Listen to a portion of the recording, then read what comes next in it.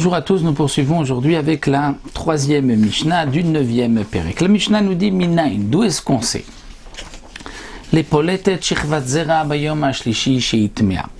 Là encore, la Mishnah commence avec un enseignement qui n'est pas lié à la Masechet Shabbat. Mais il s'agit d'un din de Touma, d'impureté, qui est le din de poletet shirvat zera le troisième jour. C'est-à-dire, après les relations conjugales, une femme, pendant les 3 jours, étant donné que il est possible que le zérin, donc le liquide séminal, sorte de son corps pendant ces 3 jours-là, ce liquide séminal, comme il peut encore féconder, il est impur et donc il va rendre impure cette femme. C'est-à-dire bien qu'au moment des relations conjugales, la femme est aussi impure, et donc à l'époque, elle devait ensuite se tremper dans un mikvé pour pouvoir toucher, si elle est femme de Kohen, de la terouma.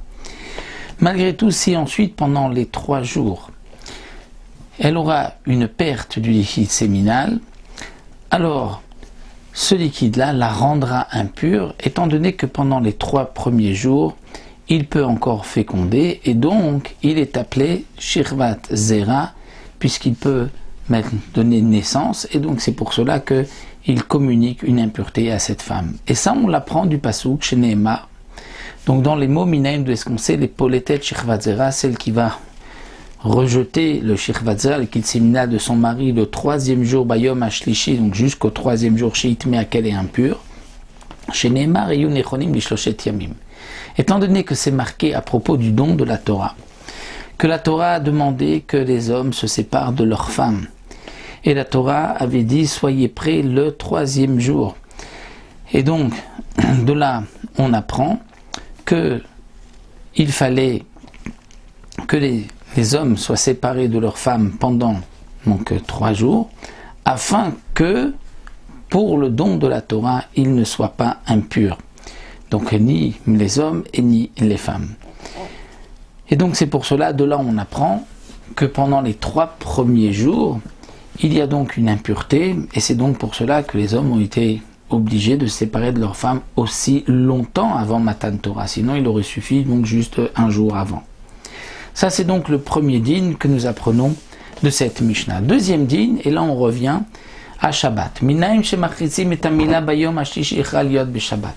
Un enfant à qui on a fait la Brit Mila, il faut le 3e jour de la Brit Mila le laver avec de l'eau chaude, et même de l'eau chaude qu'on a chauffée pendant le Shabbat.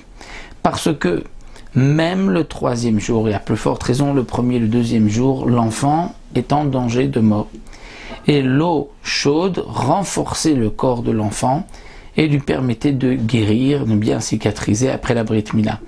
Donc la Mishnah vient nous dire d'où est-ce qu'on sait qu'on lave la Mila, donc de cet enfant qui a été circoncis, Bayom Ashlishi, même le 3e jour, Shechal Yod Shabbat, qui tomberait un Shabbat, c'est-à-dire que même si le 3e jour de la Brit Mila tombe un Shabbat, on fera chauffer de l'eau et on le lavera à l'eau chaude. Chez Nehemar, parce que c'est marqué, Vaï Bayom Ashlishi Biotam Koavim, à propos de Shimon et Lévi, lorsqu'ils ont été venger, entre guillemets, leur sœur Dina qui avait été prise par Shrem, il leur avait demandé de faire la Brit Mila, et le 3e jour, lorsqu'ils étaient souffrants, Biotam Koavim, ils sont venus, ils les ont frappés. Donc on voit que jusqu'au 3e jour, l'enfant ou toute personne qui a fait la Brit Mila est faible, est en danger de mort. C'est donc pour cela qu'ils ont pu facilement les tuer. Une autre halakha, et là ce n'est plus Shabbat, mais c'est Yom Kippour, Minaim, d'où est-ce qu'on sait, chez Koshrim, Lachon, Shel Zeorit, Berosh Seira Mishtaleach, que l'on doit attacher une languette de tissu qui était zéorite, c'est-à-dire de couleur rouge, que l'on devait donc attacher Berosh Seir Mishtaleach, sur la tête du bouc qui devait être jeté de la falaise le jour de Yom Kippourim, le Seir la Azazel.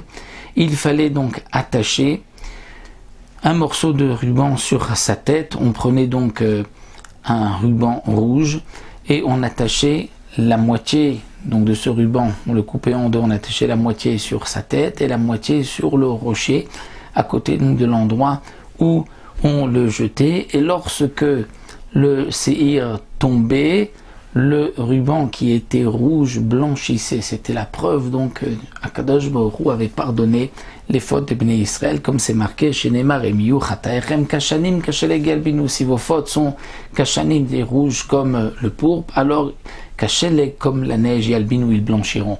Et donc de ce passage que nous apprenons que il faut avoir donc un siman, un signe, afin de savoir que les Averot, donc les transgressions des enfants d'Israël, ont toutes été pardonnées et sont toutes devenues blanches. Donc on en mettait à 2 endroits parce que parfois, lorsque le bouc tombait, on ne pouvait pas voir d'en haut si ça avait blanchi. Donc on attachait aussi un côté sur le rocher, et lorsque les fautes étaient pardonnées par ce bouc qui était jeté la Azazel de la falaise, comme c'est marqué dans Masechet Yoma, donc automatiquement le ruban qui était aussi à côté blanchissait. C'était un des miracles au temps du Beth Amikdash, et c'était là qu'on avait la preuve que Akadosh Baruch Hu avait pardonné toutes nos fautes. Nous arrêtons là, on se retrouvera aussi pour une prochaine Mishnah.